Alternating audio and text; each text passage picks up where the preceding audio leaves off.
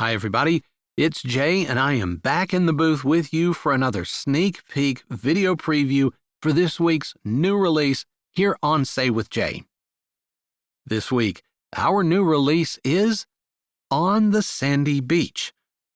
It's special for a few reasons, not the least of which is it is the first book in Jessie Gussman's brand new Raspberry Ridge Beach Sweet Beach Romance series. Also, it is Jessie's and my 100th audiobook together. And I know she joins with me in saying thank you to you guys for sticking around with us through 100 audiobooks. And I hope you'll stick around for the next 100. Now, I've got more about On the Sandy Beach in just a bit and a live preview reading for you. But, as is our tradition, Jessie has been including recipes in her books, and this one's no different. And for fun, I'm going to make it for you here today in a segment we like to call Cooking with Jay.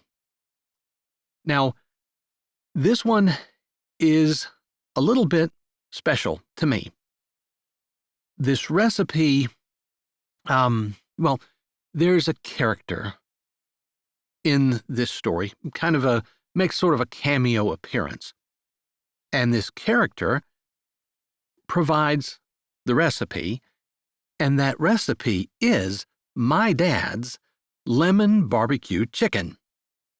Now, if you've never had lemon barbecue chicken before, I hope you'll hang around and maybe give this a try.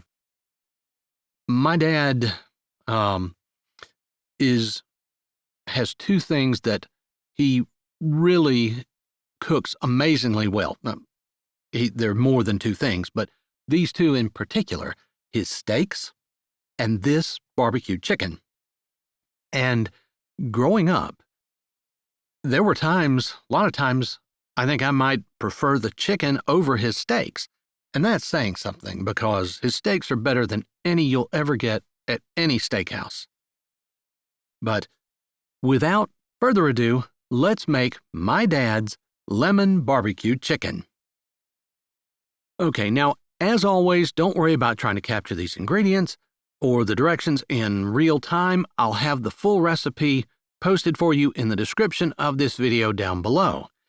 That said, you probably can memorize the ingredients of this recipe because, aside from the chicken, the marinade/basting sauce/dipping sauce is 4 ingredients. So to get started, you need 6 chicken quarters. You can use leg quarters, breast quarters. You can actually use, just regular cut pieces of chicken too, of course. I will say it cooks a little easier if you're using all dark meat or all white meat. But if you don't mind a little disparity in cooking times, I like to mix it up as I'm doing here. I've got 2 breast quarters and 4 leg quarters. You're going to need 1 stick of unsalted butter. You're going to need 16 ounces of lemon juice, which is half of one of these large bottles, by the way. You need 3 tablespoons of salt and 4 tablespoons of Worcestershire sauce. Now, the first thing you'll need to do is get out your RLB. RLB, for those not in the know, is a ridiculously large bowl. Actually, you don't need a ridiculously large bowl. Any container you have that will hold all of your chicken will work. I have this because, as I've explained before, I didn't realize when I was ordering it just how big a 20-quart bowl is. Moving on. With your chicken in a bowl, ridiculously large or otherwise, you want to get a saucepan on medium-high-ish heat, and you add your 4 ingredients to it. You want to heat that up until the butter is melted. There's no need to really boil it. You can cut it off as soon as the butter is melted and everything is well mixed. You want to carefully pour that over your chicken. Rearrange the chicken if you need to make sure that the pieces are as covered by that marinade as possible, and then place the chicken in your refrigerator. I'd suggest marinating this for at least 4 hours. Longer is better. I'm actually going to go 8 here. Periodically, you will want to take your chicken out of the refrigerator, flip it around, stir it up, make sure all of that chicken is going to get a chance to sit in that delicious marinade. About 45 minutes to an hour before you're ready to cook, you want to take the chicken out of the refrigerator to let it come up a little bit closer to room temperature. When you are ready, you're going to put your chicken into a pan or dish or whatever you've got to take outside. Once your chicken is transferred to your pan, don't throw that marinade away, whatever you do. Put it back into your boiler, put it over medium-high heat, bring it to just about a boil, and we're going to use that as a basting sauce now. Our grill's been heated up to about a medium-high heat. You want your grates nice and hot, but not too hot, because we're going to turn the temperature down low to cook this low and slow. I usually put the chicken on skin side up for the first go-round. We're going to flip it frequently, and that's so the chicken doesn't stick to the grates right off. Once all your chicken's on the grill, then you're going to want to let it cook for just a few minutes at first. Take it, flip it, and then again go just a few minutes. We're getting some nice sear marks on there. That skin is going to wind up being nice and crispy. You're going to want to cook it on a lowish temperature, and flipping it every few minutes, every 5 or so if the temperature is low enough, but you want to keep an eye on, especially when you've got the skin side down, so that you don't overly char the skin. But every time you have that grill open, you're going to want to baste that chicken with your sauce. I should mention here that because you are dealing with chicken and some rather thick pieces of chicken with bones, making sure that you cook it thoroughly is important. Nobody ever goes to a restaurant and orders medium rare chicken. The important thing is make sure that the internal temperature at the thickest part of the pieces of chicken reaches 165 degrees minimum. In my case here, the breasts, because they were so thick, had to cook significantly longer than the leg quarters. Once your chicken is finished grilling and has come up to 165 degrees internal, put that in a pan, cover it with foil, bring it back inside. Again, do not throw away that basting sauce. You're going to take your saucepan, put it back on your stovetop, and boil the sauce a low, gentle boil, but boiling, for 5 minutes. That's to make sure that you kill any possible bacteria or anything, since your basting brush has been in contact with raw chicken. After 5 minutes, take it off the heat, and you can use that sauce as an absolutely fantastic dipping sauce. Folks, this is what it looks like when you're done. It is like reliving my childhood. It is fantastic. It goes really well with a salad or whatever else you would like to fix with it. And ladies and gentlemen, that's all there is to it. I hope you'll give my dad's lemon barbecue chicken a try, and if you do, please let me know how it goes down in the comments. Okay, let's talk a little bit about On the Sandy Beach. On the Sandy Beach is the story of Vera Miller. Vera is a nationally renowned garden designer. She designs memory gardens and prayer gardens all around the country. And she and her husband Dominic suffer a terrible tragedy. And over the 18 months since that tragedy, they have drifted apart. And their marriage has suffered to the point that both of them believe they're at the breaking point.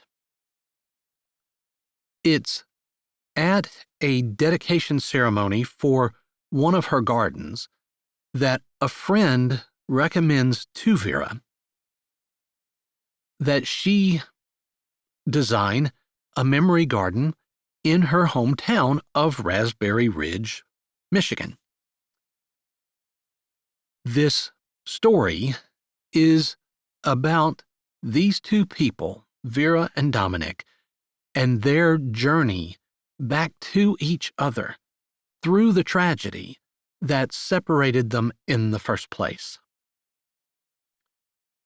I've got a live reading for you of the first few minutes of On the Sandy Beach here. I hope you enjoy it, and then you'll come back this Friday for the full release here on Say with Jay.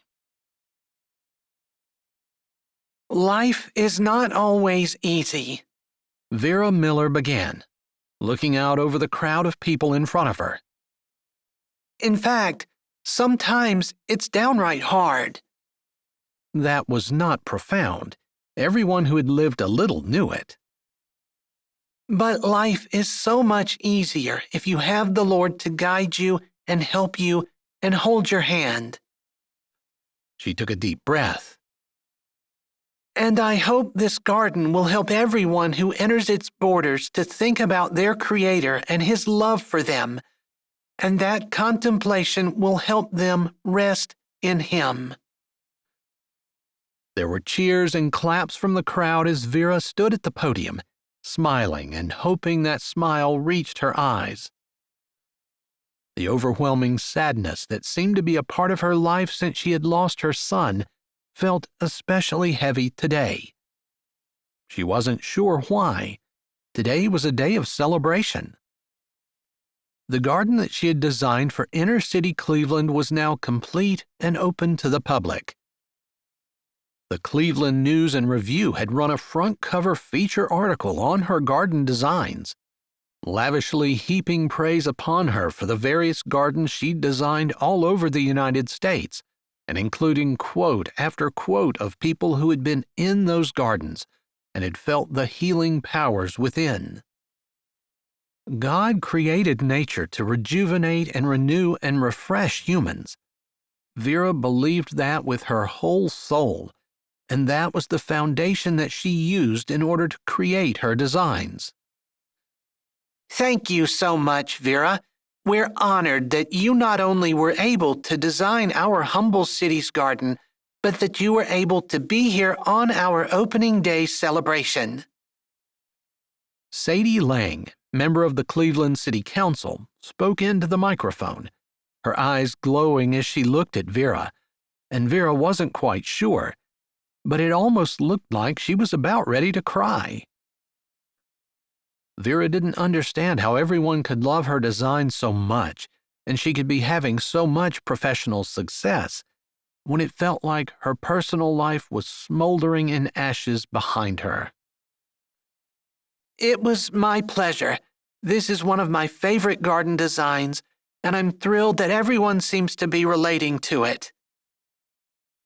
Several more people stepped around to congratulate her as she backed away from the microphone. Someone else began to talk, and she stood in a group of people, listening to them discussing how she always came in under budget, and with the design more beautiful than people imagined. It was true that she always came in under budget. It was one of her goals, and delivering more than what she had promised was another one of her goals. Maybe she was a little bit of an overachiever. Only children had a tendency to be that way. The fact that her parents had been older and had instilled traditional values in her before they passed probably accounted for it too. Except in her marriage, she hadn't overachieved anything. In fact, she wasn't sure that achieve was even a word that she could use to describe what she had done in their marriage. Of course, since Trent had passed away, things had been more than strained between Dominic and her. This could very well be the last project they did together. Dominic had not been able to attend the opening ceremony, even though his landscaping company had done the work of building her design and making it beautifully real. He had been needed on another project he was working on. When she designed a garden, Dominic had always put it in. He could do anything she dreamed up, and while she specialized in healing gardens, she'd done other designs, especially in their earlier days of getting established. Regardless, whatever she designed, Dominic did. Perhaps Dominic could have made it to today's grand opening, but he had chosen not to. Are you flying home today, or do you have another project that needs your attention? The lady, Vera forgot her name and her name tag was underneath the lapel of her jacket, asked as Vera looked around, hoping she would be able to leave soon, but knowing she still had the typical meet and greet to do. The meet and greet was essential for her business because it was often when she got asked to do another project. The dignitaries and other city leaders that were often at these things would hear about her, take her name back to their various city councils, and suggest that they get her to do their project. She wasn't going to downplay how important it was for her to do this, but she had to admit her heart was not in it today, nor had it been for a while. Hi, this is Jay, and thanks for listening. If you're ready for another great audiobook, here's one we think you might like. Or check out the playlist with all our latest releases. Don't forget to subscribe to Say with Jay, give this video a thumbs up, and tell us what you liked in the comments.